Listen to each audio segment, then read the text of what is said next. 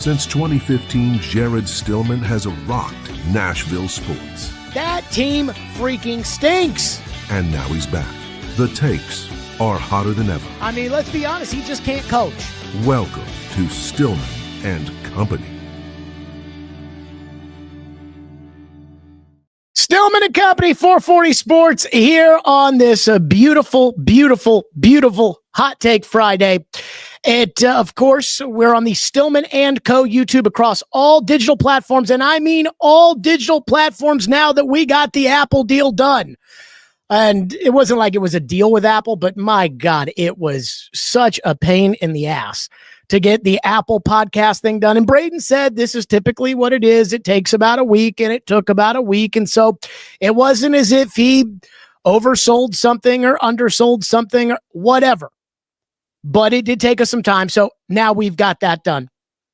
And as I always say, because I am now essentially a YouTuber, like and subscribe. Comment, tell your friends, like and subscribe wherever you get your podcasts. That's where we are.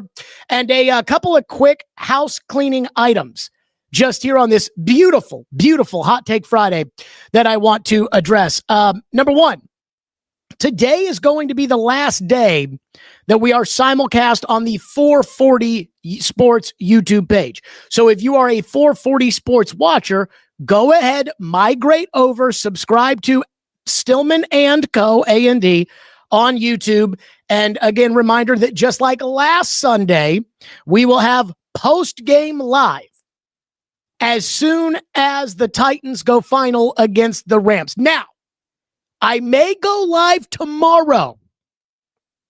Again, I may go live. But we'll figure that out. So go jump over to the Stillman & Co. YouTube page. James Foster is going to join us today on the program, No Flags Film. He's part of the 440 Sports family. He hosts the Hot Read podcast with Braden every Thursday right here, 440 Sports. Again, great in-depth breakdowns. You know, I've seen this with guys that worked in the media. You know, a buddy of mine that I used to argue with on the air from time to time, Eric Eager, he's now like the senior president of analytics for the Panthers, but he was a Pro Football Focus guy. I've seen media guys get jobs. And so James Foster, I'm surprised based off of his breakdowns that he has not been hired by an NFL team to do some sort of film data analysis kind of scouting. We have him here at 440 Sports. I've wanted him on the program, like the old Stillman & Company program, for a long, long time. So I'm very, very excited that James Foster will be joining us here on the program. So that's going to come up in a little bit. Now, it is a Hot Take Friday. And per usual on the program, I'm going to start with my hot take. And in this case, I feel like most of you won't like it. Just based off of the YouTube chat, I'm already getting the vibe that most of you won't like it. Again, Adam in Portland is calling for the Titans to win 24-23. So I am going to pick the Rams on Sunday against the Titans, and I am picking the Rams to cover the 5.5 point spread. And with the news yesterday that JC Latham shared that he is out for the game, and apparently Brian Callahan asked today who's going to play right tackle, and apparently he doesn't have a clue, which is so Brian Callahan. Or at least he said there could be some sort of rotation, which again is so Brian Callahan. I am making my first ever Stillman & Company on the 440 Sports Network, the first ever Stillman & Company guarantee. Dun, dun, dun, dun. I guarantee that the LA Rams will win on Sunday. By the way, I think I do need to hit Ian up, and I do need to ask him, hey, can I get the old guarantee list so we can go over all of that? Because I don't even have the guarantee list in front of me, but I guarantee that the LA Rams are going to win on Sunday.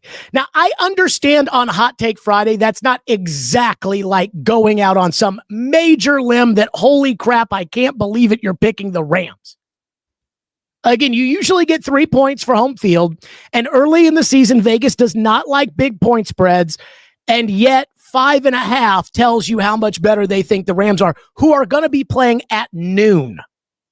That's for an LA team playing at noon is usually not something they like to do. And yet Vegas is saying, yeah, they're probably going to come in here and win. So it is not a huge hot take. It is not, solely going out on a limb. It's not, again, I don't think it's crazy to guarantee that the Rams are going to win, but I just don't see how the Titans are going to win this game. And here's why. Number one, Matthew Stafford is better than Bo Nix. And Matthew Stafford will not do the dumb stuff that Bo Nix did last week. It should be noted, granted, different teams, different coaches, different everything. The Titans have actually been very good against Matthew Stafford. Matthew Stafford, I believe, if my numbers are correct, 0-4 in his career against the Titans. I think if I am right about this, Matthew Stafford has lost, off the top of my head, to Jake Locker with Jim Schwartz as the coach in Detroit. He lost to Mariota with Mike Mularkey as the coach in Detroit. He lost to Tannehill with Mike Vrabel as the coach, and then lost to Tannehill again in LA, also with Mike Vrabel as the coach. So he's actually had, again, if my math is correct, 4 coaches, and he's 0-4 against the Titans, but he's going to beat the Titans this Sunday. Matthew Stafford is a legit top-of-the-league quarterback. And not only is he a top-of-the-league quarterback in terms of talent, but he's a top-of-the-league quarterback in terms of experience. You're not going to show him something that's going to surprise him. I mean, Tom Brady was on Colin Cowherd the other day, and Tom Brady was like, yeah, I mean, when it comes to guys that know what's going on at the line of scrimmage, there's nobody better than Stafford. Stafford, Aaron Rodgers, you're not going to trick those guys. They've been around way, way, way too long. So that's the first reason. Last week, Bo Nix tried to give you the game. Matthew Stafford's not going to do that. Number 2, need I talk about the coaching matchup? Sean McVay is a future Hall of Fame coach. Now, granted, I was a little shocked because I think Sean Payton is probably a future Hall of Fame coach. And I was shocked with how Sean Payton, I think, kind of stunk it up on Sunday and absolutely ruined my backdoor cover with whatever the fuck that was he did on 4th down. But I think we can all agree that when it comes to coaching edge on Sunday, between the Titans and the Rams, this one goes to McVay over Callahan. By the way, I saw this. I heard this. I don't know if Callahan, I wasn't there at the press conference or whatever, but apparently Brian Callahan said something along the lines of, we're going to get Chimere DK the ball more often here in the game against, we're going to try to get him more involved on offense. And I'm like, oh my God. It's just typical moron coach stuff. Well, he had a good kickoff return, so let's try to throw him the ball and see if that works. No. The guy who should be getting more of an opportunity is Bryce Oliver. But that's just me. Number 3, Jared Verse is better than Nick Bonito. Now, I've always liked Nick Bonito and thought he was an underrated player until he became an All-Pro last year. But Jared Verse is a superstar.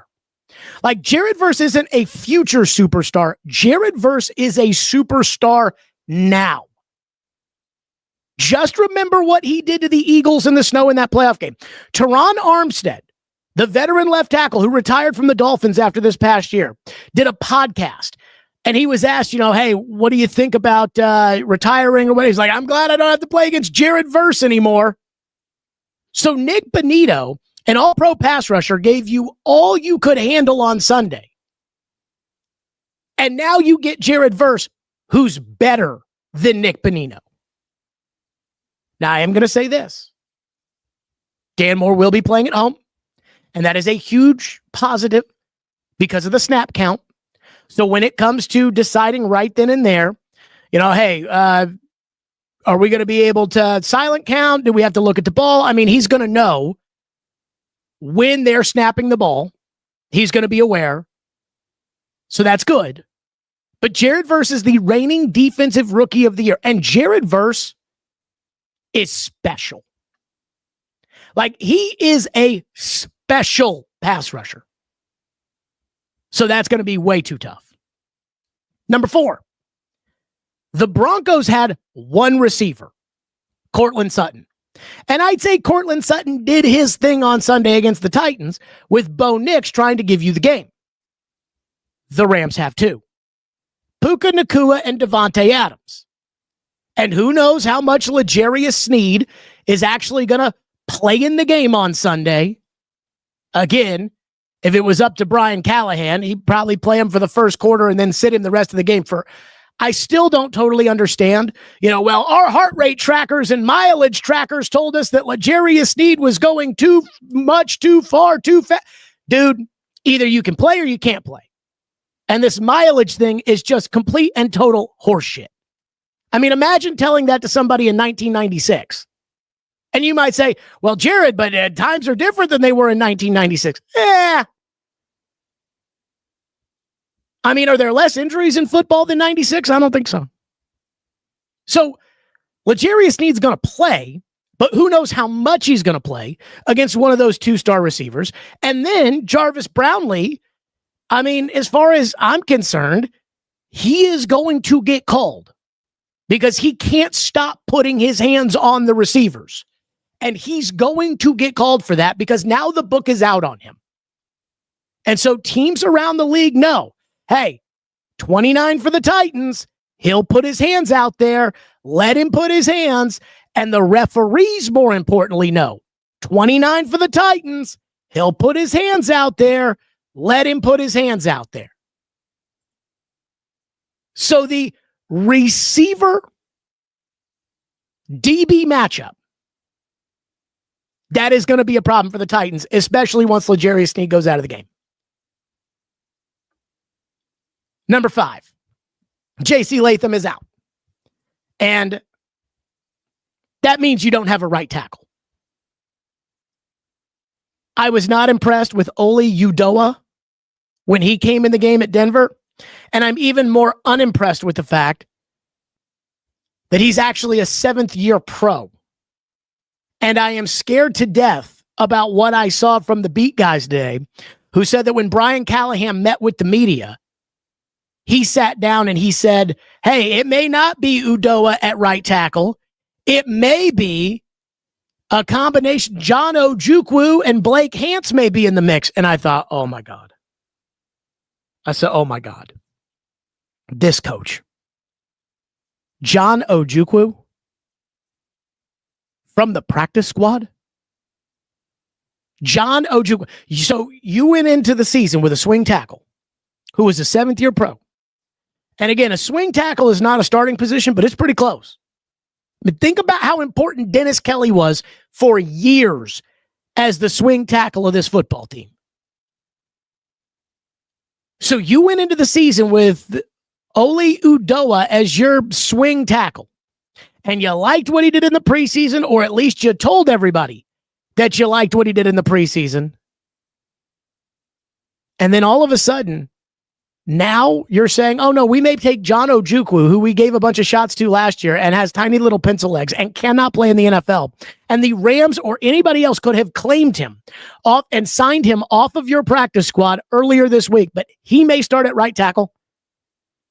Holy shit. Do I need to tell the right tackle story?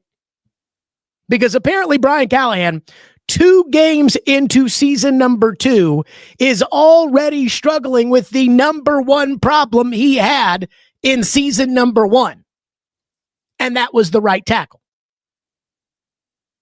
So again, Stafford, better than Bo Nix, smarter than Bo Nix. You're not going to surprise Matthew Stafford.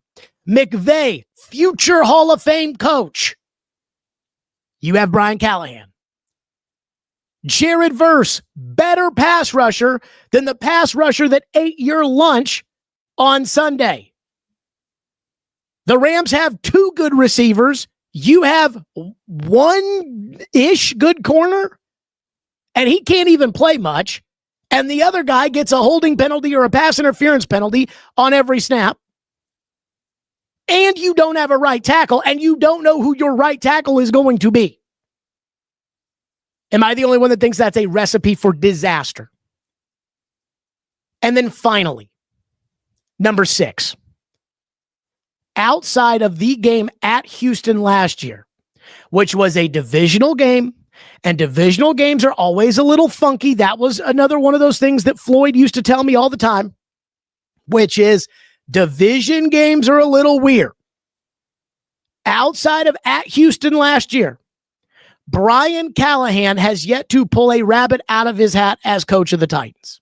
Remember the old Mike Vrabel special? Not to say that the Vrabel special was always a good thing, because while it was at times a good thing against Buffalo in 2021 or against the Texans in 2018, it also was a bad thing, like when they went on the road and lost to Zach Wilson and the Jets. But at least Mike Vrabel could get his team up when everything was looking down. I'm not really sure Brian Callahan has done that so far in 17, 18 games as the head coach of the Titans. When under Callahan have the Titans outperformed the expectations to the point that it's like, wow, they really came to play today? Maybe the game again on the road at Houston. And what's crazy about Callahan is, am I the only person who thinks that Brian Callahan at no point has coached the Titans to a victory? That more times than not, it's like, okay, just don't screw it up. So when I'm looking at all these reasons for the Titans to, if they're going to find a way against the Rams, I then go back to the coach. And I'm like, when in 18 games has this guy coached the Titans to a victory? Again, it took Mike Vrabel 2 games to do it. By his second game, the Titans were playing with practice squad tackles against J.J. Watt and Whitney Merciless. And Vrabel coached them to victory with a backup quarterback. Callahan can't do that. And that's how down you are right now. And you may say, well, hey, the Rams are going to be without their starting guards on Sunday. That could be an issue. Great. And Tavondre Sweat, according to Brian Callahan, is out for the game on Sunday. You're not going to surprise Matthew Stafford. He's going to be able to adjust. So, mark me down for my first my first guarantee on the new Stillman Company program. I guarantee that the Rams will win on Sunday. Again, not to say that that's much of a surprise, but that's the first thing. The second thing, when it comes to firing coaches, I always ask myself, if I owned the team, what would I do? Because oftentimes, I think it's really, really easy for fans to just sit there and say, they should fire the coach. And I don't think that's fair. And I've never felt in my career like that was fair to say a general manager should fire a coach or an owner should fire a coach because I was mad that one day and then the guy wins 3 more games. And it's like, well, I take that back. Because when you're in that job and you make those decisions, once you fire that coach, there is no going back. Once you fire the coach, it's done. So I always ask myself, if I owned the team, what would I do? And many of you, when it comes to Brian Callahan, have said you'd fire him right now after what happened on Sunday. I think that's a little impulsive. If I owned this football team, I would not fire Brian Callahan if they lose on Sunday. Again, let me say that again. If I was the owner of the Tennessee Titans, I would not fire Brian Callahan if they lose on Sunday.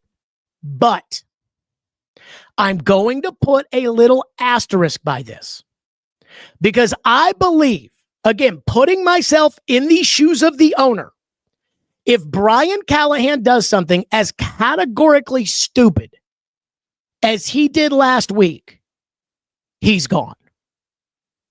I'm not talking about the crazy stuff before the end of the half. I'm talking about not knowing the rules.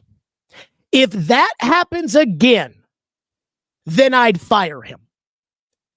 And to be honest, if I owned the football team And what happened Sunday when he went to that podium and he incorrectly stated the rule, I'd have really been on the fence of firing him after that. Because to me, a coach not knowing the rules is a fireable offense. But not to upset the apple cart after week 1, I would have restrained myself. If he does it again, he has to go. And Mike McCoy takes over on Monday. And here's why. Again, it's not an emotional decision for me.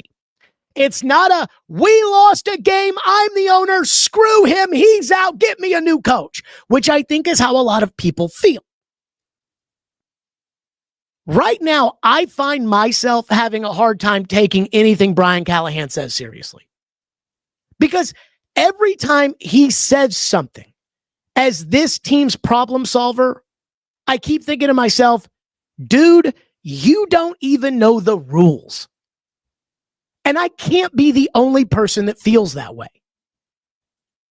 Again, I know a lot of people out there, when it comes to the coach, want to fire him because they lose too much. That's not why I'd fire him. If he loses this game, but there's not some big coaching blunder, then I'd keep on trucking, waiting for the moment where, again, the line is crossed and they don't have a choice, which may come after the 4th game if they're 0-4. It may come after the Vrabel game if New England walks in here and beats the crap out of them. It may not come during the season. They may go 5-12 and have some ups and downs, and then you fire him on Black Monday. Again, that's to be determined at a later date. But if he gets up there and he does something stupid the way that he did Sunday, where he didn't know the rule, and I know there's some of this, well, maybe he did know the rule, but the guy in his ear was the one who maybe gave him the wrong rule. Again, Brian Callahan should know that rule so that if the guy in his ear says, no, that's not the rule, he can say, that is the rule. And clearly he didn't when he went up to that podium and he gave out incorrect information. Again, I can't take the coach seriously. I cannot take him seriously when he doesn't even know basic rules. So, again, what will Amy do? I have no idea. Do I expect good coaching from Brian Callahan on Sunday? Of course not. Again, we've had 18 games, and I keep asking, when has Brian Callahan coached the Titans to a victory? So I have a hard time with that one.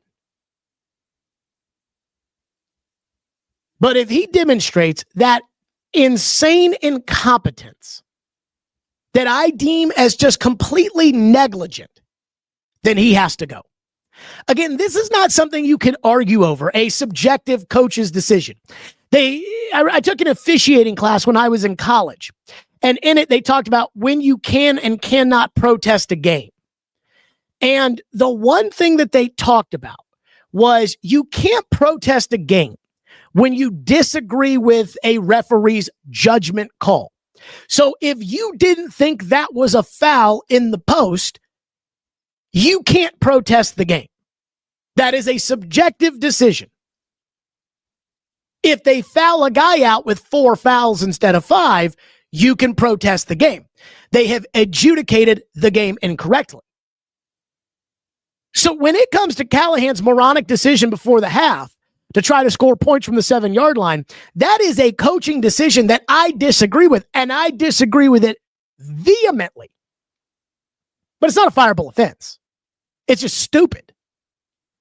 It's just bad coaching. But again, it's a decision.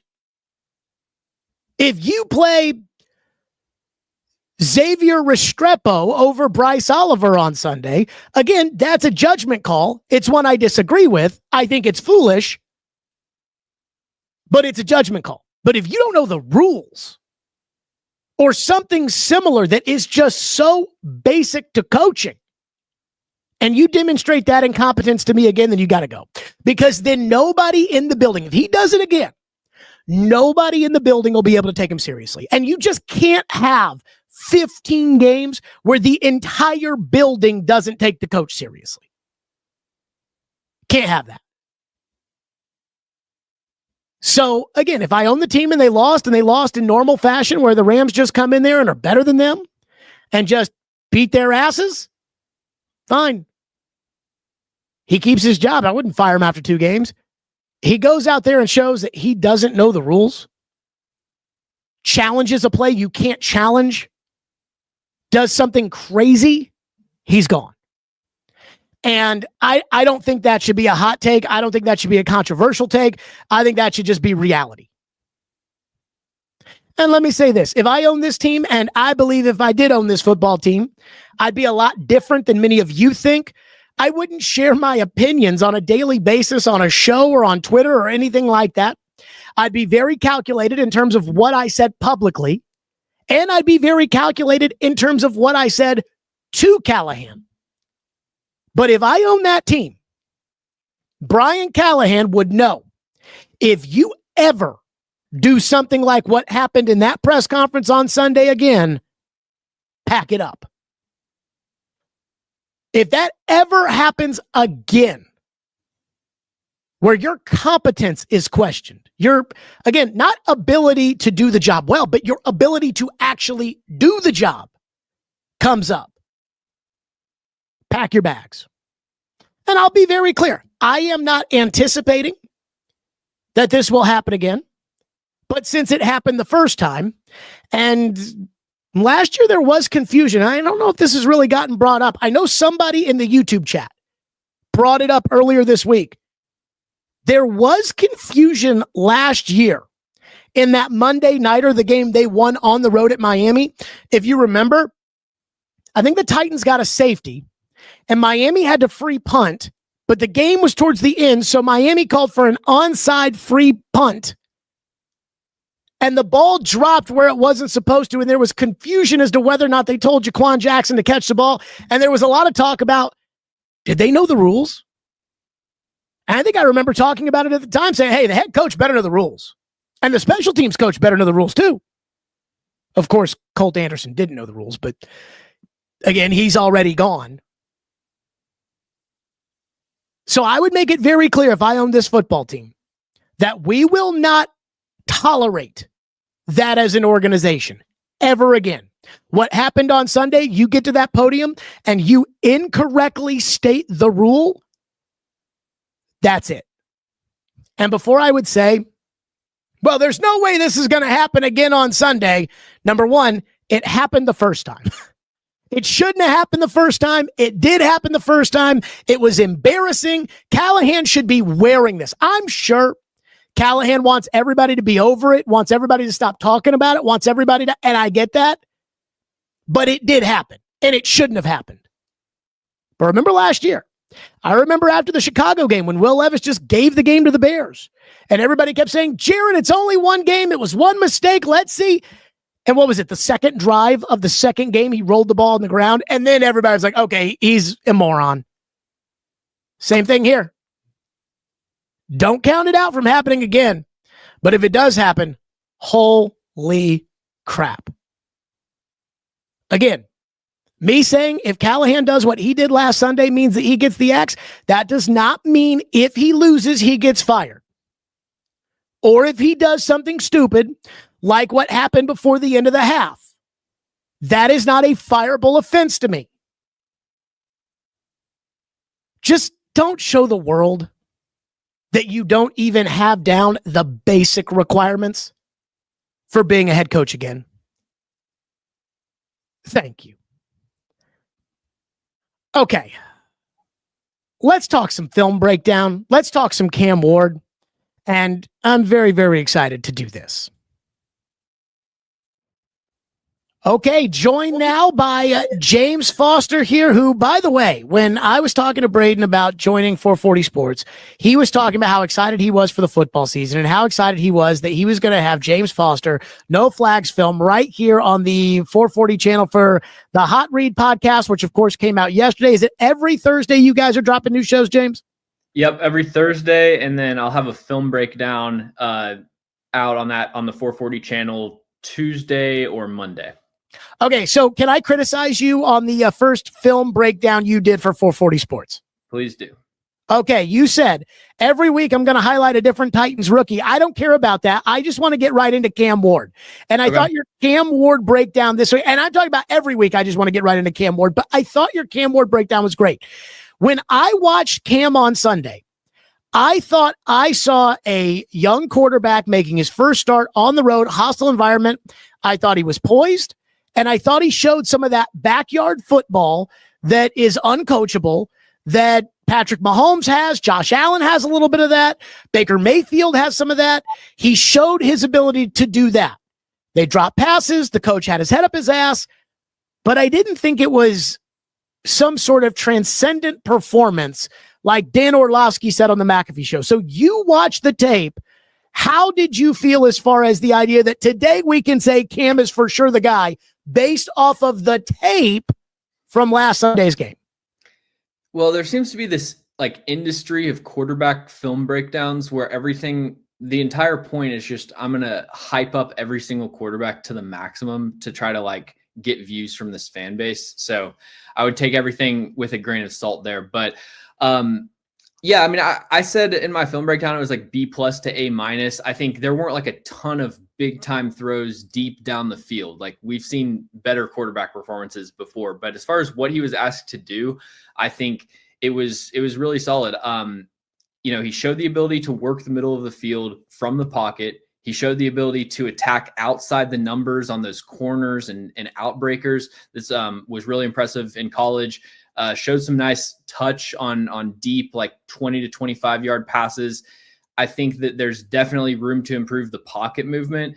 When you look at those 2 sacks that took him out of field goal range, I think you could make the argument that he didn't really have anywhere to go with the football and take some blame off of Cam Ward for the actual sack. But how much yardage he lost on those plays, like he needs to either dirt it or take as short of a loss as possible on those sacks, 3 to 4 yards, just getting the ground. So there's definitely stuff that you could criticize, but really, I think you should come away from this performance feeling pretty optimistic about Cam Ward and pretty pessimistic about the rest of the offensive roster. So when it came to Cam, and you did a great breakdown, you went over the one where he had Van Jefferson coming open in the end zone and he went off the route. And I don't know, I think that ended up being one of the sacks where if he had waited for Jefferson, he might have been able to get him the ball. When you looked at the 6 sacks they gave up, how many of them were on Cam? How many of them were on the offensive line? How many of them were on the coaching? How much credit do you give the Broncos? Where do we kind of assess the blame of the 6 sacks? So I didn't chart out every sack, but I will say I think starting with the ones that took him out of field goal range. So the first one I think would really be on the passing concept because it's hard to explain without film. But if you watch the film breakdown, they basically had 2 dig routes that were kind of converging into the same point. So there's nowhere for him to go with the ball. So the first one I wouldn't, put on him. So that's coaching. One, yeah. It's probably the root cause could be coaching, but I think the actual cause on the field is execution by one of the receivers. Like one of the receivers ran the incorrect route. I'm just flipping through them right here. So they're backed up on the goal line. There's one that's on JC Latham. I'm assuming he didn't know the snap count because he was late to get into his pass set. I thought he was solid in all of his one-on-one blocks, like outside of this, but this is a missed assignment that's definitely on him. Then let's see, they had another sack where they roll out and Cam Ward kind of steps into pressure. So flipping through them, I'd probably put 3 of them on Cam, 2 or 3. And how many on the line? Because the reason I ask about the line is I think the line is much better than it was last year. And I keep hearing all these Titan fans that are like, oh shit, Jared, our line sucks again. And I'm like, dude, and I know Dan Moore didn't have a good game. This line is going to be better. I think it already is than the Nicholas Petit-Ferrer lines and the Jalen Duncan, Andre Dillard stuff we've seen in the past. Am I right about that? Am I wrong about that? Yeah, I tend to agree. I think that you have to, if we're talking about the offensive line in week 1, there's kind of 2 different offensive lines. There's the one with JC Latham and the one with Oli Udoh. when they had Latham in there, it was just kind of a classic, like below average offensive line. I thought average to below average. I don't think they're going to win the Titans football games, but felt like Cam Ward got enough pass protection where he, had time to read things out.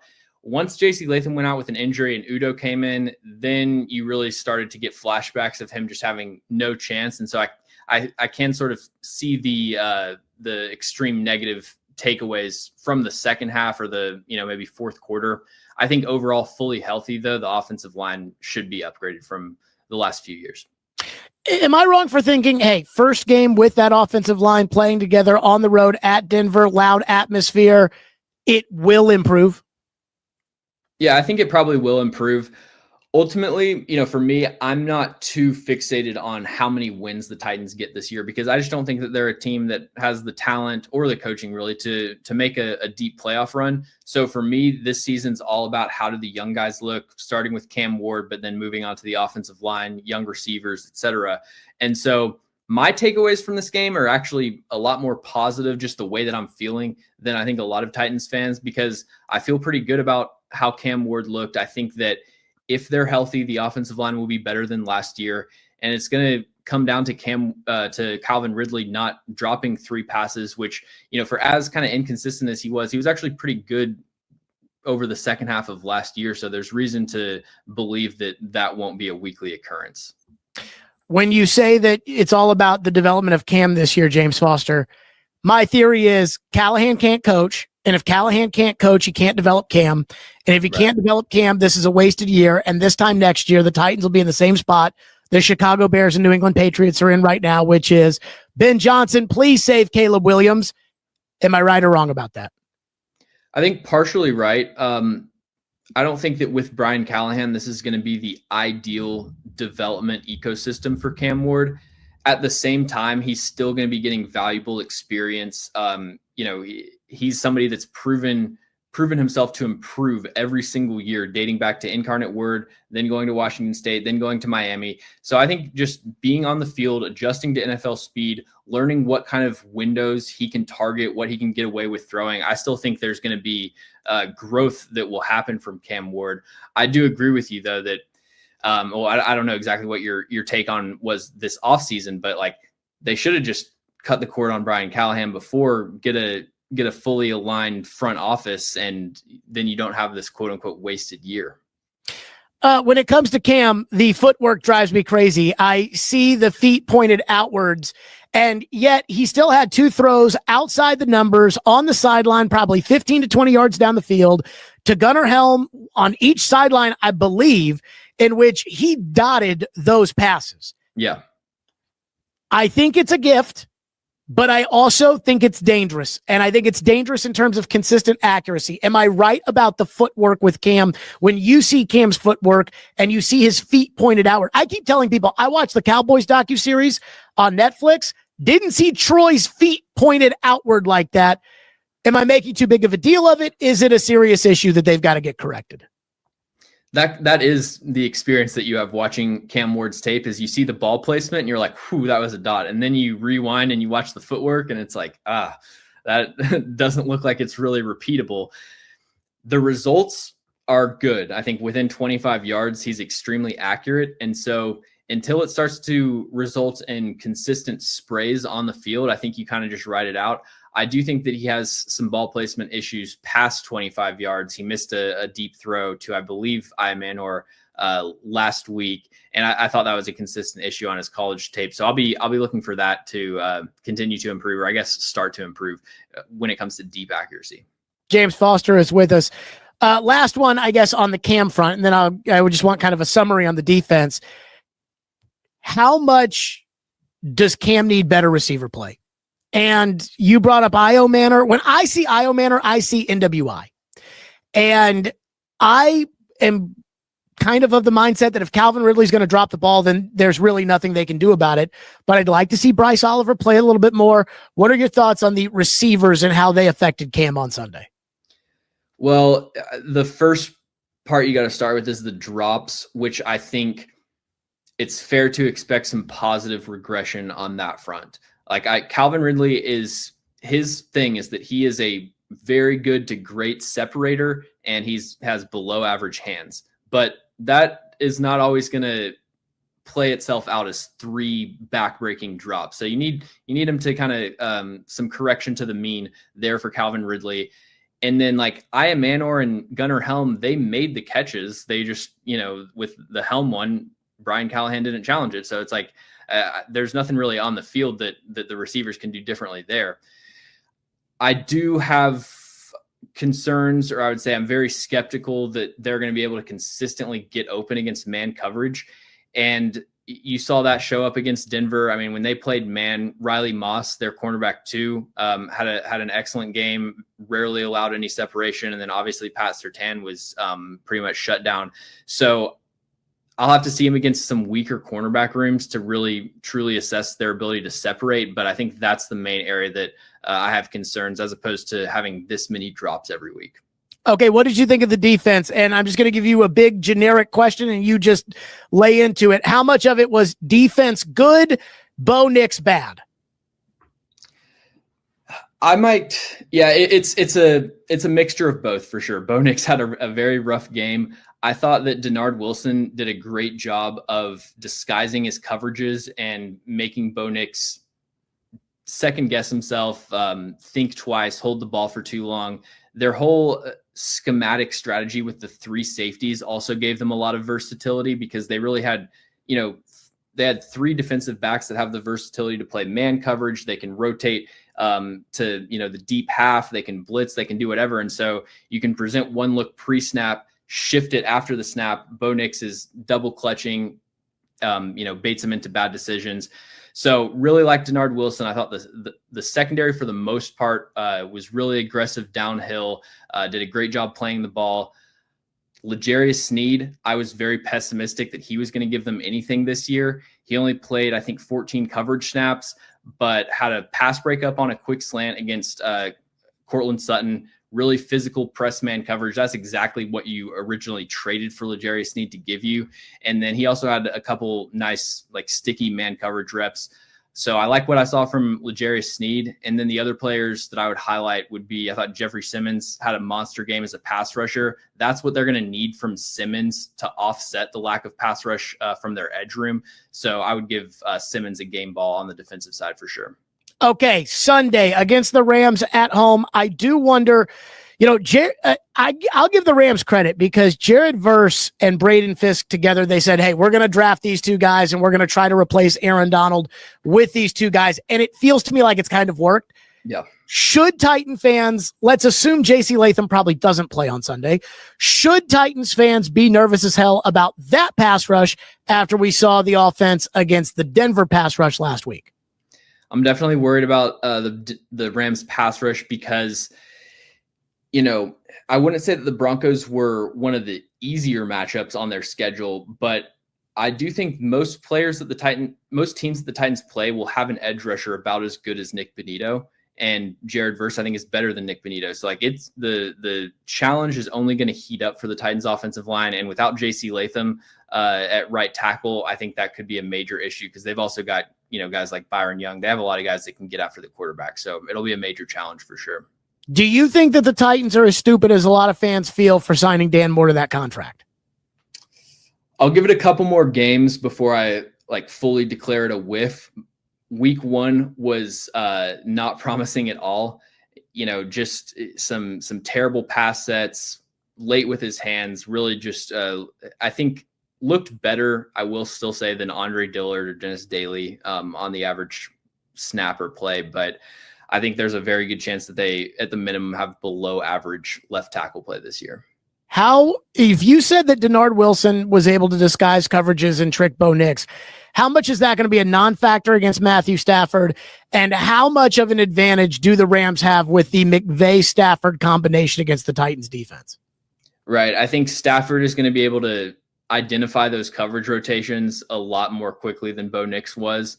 And so it might not be the type of thing that can result in a 3 interception outing, but it is still something that you've got to do. Just even if you're just adding a half a second more of his to Matthew Stafford's processing, that could be the difference in a perfectly placed ball that allows for 30 yards after the catch, and an inaccurate one that forces the receiver to reach back for it and gets tackled. So like those margins, like that's still something that you got to throw at quarterbacks every snap, even if they're able to diagnose it pretty well. I heard you talking to Braden on the Hot Read podcast, and you talked about Oladejo. So give me I don't give a rat's ass when a pass rusher just runs by and gets a sack because nobody blocked them. That to me is not special. Correct. I did see pressures that Oladejo got on Sunday where he was completely unblocked. Mm-hmm. You did not seem to be very inspired by his performance. Where is he? Yeah, well, you said it exactly right. 2 pressures. You go and watch them. Both of them, nobody touches him the entire play. So that's, if they record it as a pressure, I get why they do, because he did technically pressure the quarterback, but it's not like a pass rush win or something that he really created. And I didn't really see any wins as a pass rusher in week 1 from Oladejo. So I think his start, when you combine week 1 and the preseason, where he just hasn't been able to get anything going rushing the passer, is pretty concerning. Okay, last one for you. Now, I'm not, you know me, I'm not like an optimism guy. I'm not I'm a very call it like it is kind of guy. But if there was anything for Titan fans to be optimistic about this football team, after you watch the week 1 tape, going into week 2, take Cam out of it, what would it be? If I had to say something, it would be that the talk from Jeffrey Simmons about how he's slimmed down, he's, really taking things seriously this year. I think that there might be some reason to believe that after week 1, because he really looked as good as a pass rusher as he has in, probably a couple years at least. And the Titans are just not going to get a consistent pressure from their edge rushers. And so they're going to need Jeffrey Simmons to really carry their pass rush if they have any chance of being a league average unit. Week 1 early indications are pretty promising. James Foster, No Flags Films. Of course, he's on the Hot Read podcast as well. And just great NFL film breakdown. The truth is, James, is I've wanted to have you when I was on the radio, especially around draft season, everything else for forever. So great to have you on today. Really appreciate your time. Thanks for having me. Okay, James Foster joining us here on a Hot Take Friday. And again, I've wanted to have James for a long, long time and kind of discouraged there about the Oladejo front. A couple of news and notes here. These come from Jim Wyatt, who I guess had the Friday breakdown. Callahan talks off to the side on Friday, then they go in the locker room, and then everybody goes home early. Number 1, Callahan said receiver Van Jefferson and Chimere Dike should play more snaps on Sunday after playing just 7 and 10 snaps respectively. Quote, I like what Chim has done, Callahan said. I think he's earned the right to have some more opportunities too. Again, when does Bryce Oliver get to play? And I know this is not Little League, but what more does Bryce Oliver have to do? Number 2, right tackle JC Latham did not practice again on Friday, and he's been ruled out for Sunday. Callahan did not commit to Oli Udoa as being the starter in place of Latham, and he mentioned Blake Hance and John Ojukwu as potential options. So at tackle on the roster, and remember that Callahan said when they put the roster together, he felt like it was a deep group. They have a guy named Brandon Crenshaw Dixon who's on the roster. I guess he's not an option. And I have to know, and I know Blake Hance is kind of a swing guy. Did Blake Hance play any tackle in the preseason? And if you put John Ojukwu out there, like, someone ought to be fired. Like, we've seen John Ojukwu enough. And finally, according to Jim Wyatt, L'Jarius Sneed's action was limited in week 1. Titans coach Brian Callahan said Sneed's volume increased in practice this week, which means the veteran cornerback could play more after being limited to just 21 snaps in the opener. Question, when is L'Jarius Sneed going to be ready to play the full game? Because a lot of people were like, well, you can't just throw him out there in week 1. Why not? This is football. There's 17 games. Most of the guys that are worth a shit don't even play in the preseason anyway. So why can't I mean, hey, you're paying L'Jarius Sneed. At some point, that knee's going to pop. Might as well get your money's worth, or at least try. So I'm not going to do this like, oh, yeah, now he played 21 snaps. Now he's going to play 23 snaps. Now I ain't doing that shit. Because I think that stuff's stupid. Okay. I do want to hit on the college football front tomorrow here on Saturday. And I'm going to tell you why. I don't know, just being fully honest with the audience here, I do not know what I am going to do with my son tomorrow afternoon, since his mom is currently in Kelowna, British Columbia right now for the Canadian Country Music Award. She is nominated for the Industry Person of the Year. And yes, she did win that last year, so we are looking to go back to back. But again, she's in British Columbia. So tomorrow we have an incredible doubleheader, at least locally. Tennessee plays Georgia at 2:30 on ABC. Then Vanderbilt plays South Carolina at 6:45 on the SEC network. And yes, I know there are other good games that are going to be on. It's a good college football Saturday, like A&M Notre Dame. And kind of a little hot seat watch with Alabama, Wisconsin, though I expect Alabama to just absolutely blow out Wisconsin this week. Maybe I'm wrong. I don't know. But I am expecting a blowout. And if not, then we'll see. But I have dreamed of one day where both Tennessee and Vanderbilt were uber relevant. And today is not that day yet. And when I say uber relevant, I mean, nationally relevant. I have been waiting for that day. And maybe this is the year. We'll see. But I want to start with the Vols, because I have no idea how to feel about this Tennessee-Georgia game, which is the game of the week. College game day is there, and the big noon kickoff game is at Oregon Northwestern. Who gives a rat's ass about that? So Tennessee-Georgia is the game of the week. And I have no idea how to feel about this game. Going into the season, I thought it was kind of a house money year for Tennessee because of the whole Nico situation and caught with their pants down last moment, but they did the right thing by standing up to him. But the truth is, Joey Aguilar is a better quarterback than Nico Iamaleava was last year. Like, if you put Joey Aguilar on Tennessee's team, they might win the Arkansas game that Tennessee only lost last year because Nico fucking stinks. So while Georgia is always good, it's not as if this Gunnar Stockton, the quarterback, is considered to be the top pick in the draft the way that everybody thought Carson Beck was last year. And I have no idea if Georgia is good because they haven't played anybody. They've played Austin Peay and Marshall. Whoa. Again, we know Alabama's got problems because they played Florida State. We know Florida State doesn't suck outright the way they did last year because they played Alabama. We know LSU is good because they beat Clemson. But I have no idea if Georgia is any good or not. I have no idea if Georgia is the 6th best team, the 2nd best team, or the 13th best team. And to be honest, I kind of feel the same way with Tennessee because Syracuse looks like they stink. And what did they get out of playing ETSU last week? So I have no idea if either team is good.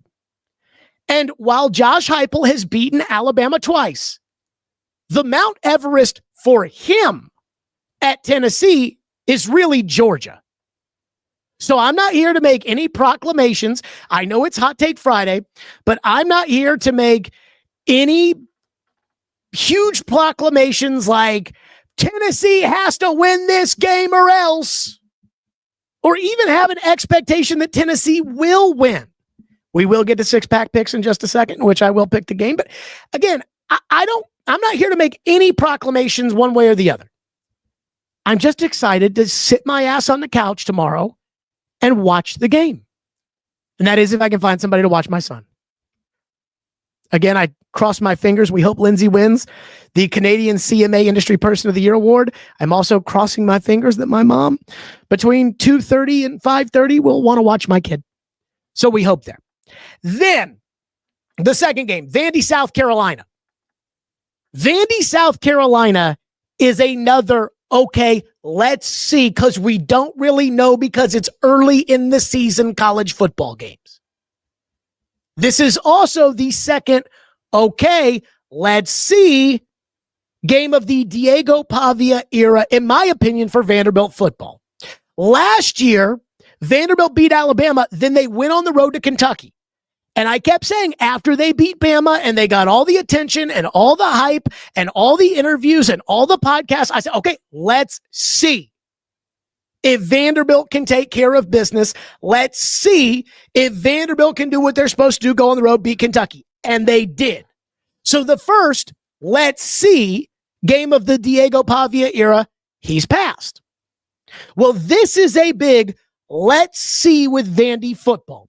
Because last week, the second half of the Vanderbilt-Virginia Tech game was the best half of football I have ever seen from Vanderbilt in my entire life. 5 drives, 5 touchdowns. I think they allowed 4 first downs in the second half.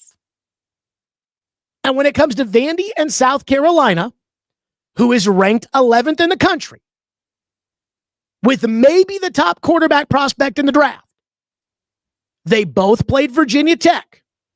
They both won. But Vanderbilt won on the road by 24. South Carolina won a neutral site game by 13. Now, that is not to say that, well, Vanderbilt must be better than South Carolina because they beat Virginia Tech by more, because we all know that's not how this works. But when they kick the ball off tomorrow, I think there's a legitimate chance Vanderbilt's got a squad. And if they win, they play Georgia State. They're not going to lose to them after they lost to Georgia State last year. And then they play Utah State. Now, I don't know anything about Utah State, but I'm going to assume that Jordan Love is not their starting quarterback, so Vanderbilt should win that game too. If they win tomorrow against South Carolina, they'll be ranked inside the top 20, and they'll be 5-0 going on the road to Tuscaloosa to play Alabama. That would make Vanderbilt uber relevant, not just locally, but would make Vanderbilt very relevant nationally. They need that. So again, I don't know. I don't know if Vandy is going to win. I don't know if UT is going to win. I don't know if UT should win because I have no idea if Georgia's any good, and I have no idea how good South Carolina is. I actually watched the South Carolina-Virginia Tech game, then watched the Vandy-Virginia Tech game, and I thought what Vandy did to Virginia Tech is what South Carolina should have been doing to Virginia Tech. Now, I talked to somebody, and I'm not going to tell you who, but I did talk to somebody who would know, who did tell me, like, South Carolina is good, but not elite. For whatever that's worth. So again, tomorrow, starting at 2:30, boy, I was talking to somebody about this, about when I was single, like 2 years ago. No girlfriend, no kid, no dog. And man, I would just cloud my life with meaningless shit. Like, just stuff would just get into my brain, and I'd worry about, what's going to happen, and oh, what about this, and what about that, and now that I've got a family and I've got a dog, and I had 2 dogs, unfortunately, one passed away. I have a dog, I got a baby. Now I'm not worried about what's going to happen. I'm only worried about what's happening right now. And so right now I'm worried about how am I going to watch a game tomorrow, but I am excited to watch Tennessee, Georgia. We're going to see what's happened. I don't know if Georgia's any good. I don't know if this is any good. We're going to see Vanderbilt, South Carolina. I don't know how good either of those 2 teams are, but I do think that they are both legit. Kelsey says, move the crib into the TV room and watch both. What am I missing here? Okay, so here's the problem with that.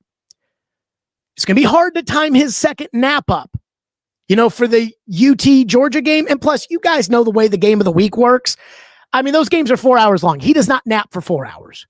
So that's probably not going to be an option. But you did give me a good idea, because I think I may be able to convince my dad to come over tomorrow to watch game. And then Jack can play in his little playpen, and then he can go down for a nap.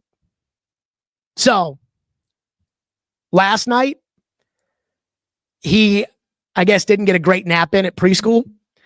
And so he was pretty tired by like 6 o'clock. He goes to bed at about 7:30. And he was pretty tired. And so he went to bed at 6. And then I went to go pick my brother up from the airport, who's in town.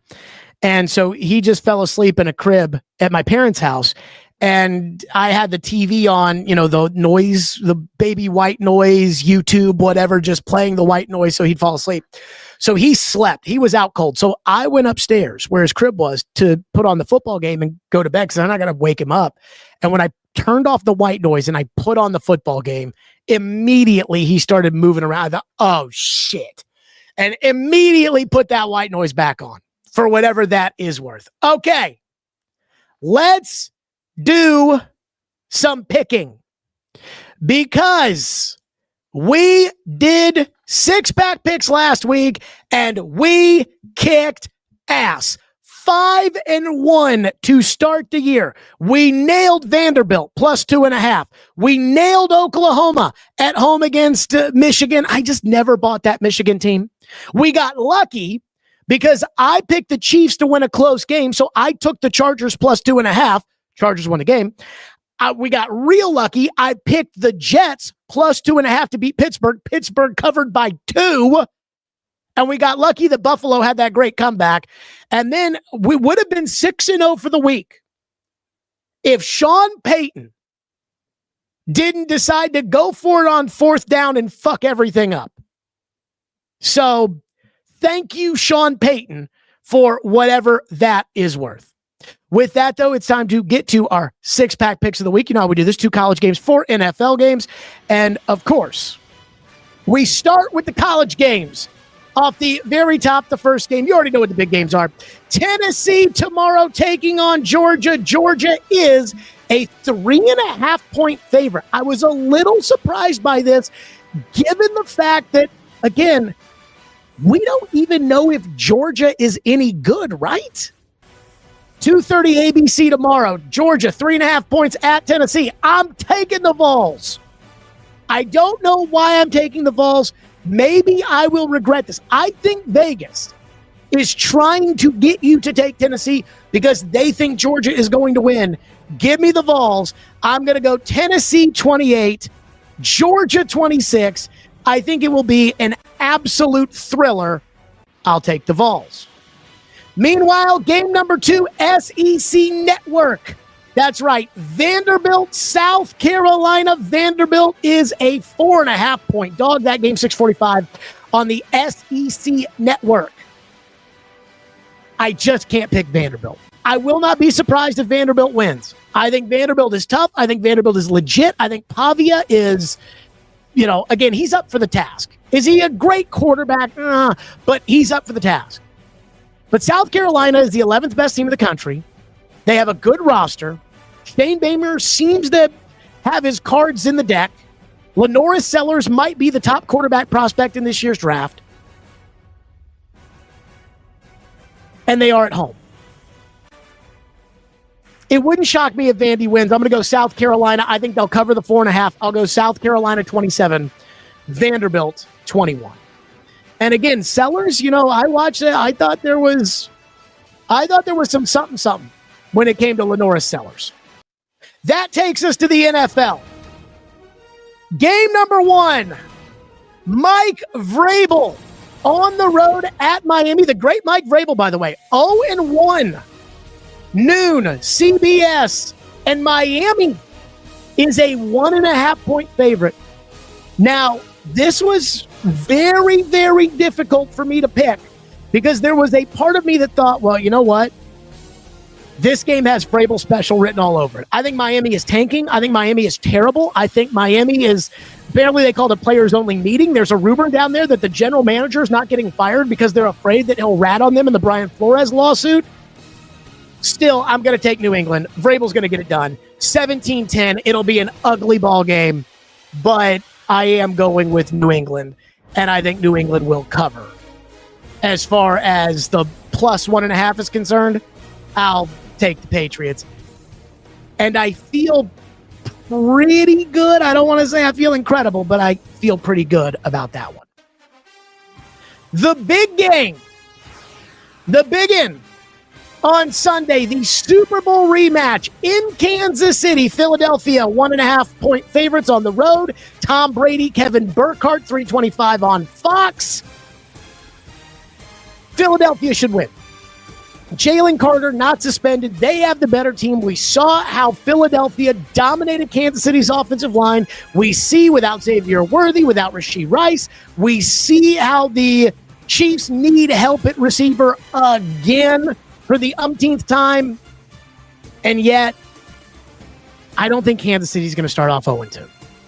This is a league where everybody who's good finds a way in these early games. I'll take the Chiefs. I think the Chiefs get it done.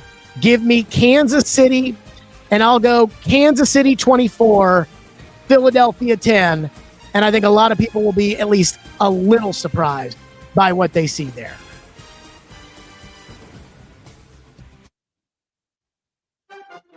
Okay. Monday Night Football. And boy, I had to get that one on the fly for the music because I didn't actually save that to the system. So we'll see if it worked or if I am like drowned out, but who knows? We'll figure it out.